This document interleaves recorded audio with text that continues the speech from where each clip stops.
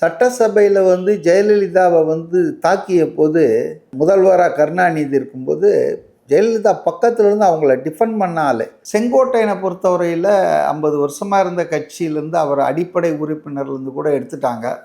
அதனால் அவருக்கு ஏதாவது செயல்படுறதுக்கு ஒரு களம் வேணும் இல்லையா?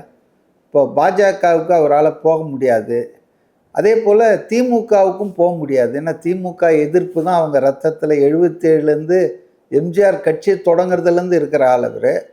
அதனால் வேறு வழி இல்லை, அவருக்கு தாவேக்காவுக்கு தான் போய் ஆகணும். அரசியலில் தொடர்ச்சியாக செயல்படணுன்னா அவருக்கு ஒரு களம் இருக்கணும் இல்லைங்களா? ஒரு அமைப்பு தேவை.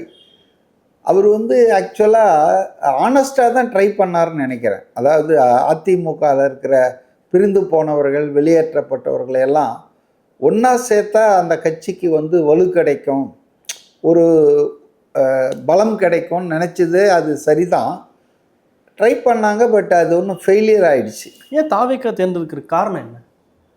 தாவேக்கா தவிர வேறு என்ன இருக்குங்க? இப்போ அதிமுகவில் அவரை வெளியேற்றிட்டாங்க. வெளியேற்றிட்டால் மற்ற ஃபார்மேஷன் தான் காங்கிரஸ் இருக்குது, அது திமுக கூட்டணியில் இருக்குது. திமுகவுக்கு அவர் போக முடியாதுங்க. சேகர் பாபு எவ்வளோ குட்டிக்காரனெலாம் அடிச்சிருக்காரு. அன்வர் ராஜா வாங்க அப்படின்னு, நான் வாழை நறுக்கிட்டேன், நீங்களும் நறுக்கிங்கன்னெலாம் கூப்பிட்ருக்காங்க. பட் அப்படி போக முடியாதுங்க. ஏன்னா சட்டசபையில் ஜெயலலிதாவை தாக்கிய போது முதல்வராக கருணாநிதி இருக்கும்போது ஜெயலலிதா பக்கத்துல இருந்து அவங்கள டிஃபெண்ட் பண்ண ஆள். திமுகவினுடைய அத்தனை குரூரமாக அவருக்கு தெரியும்.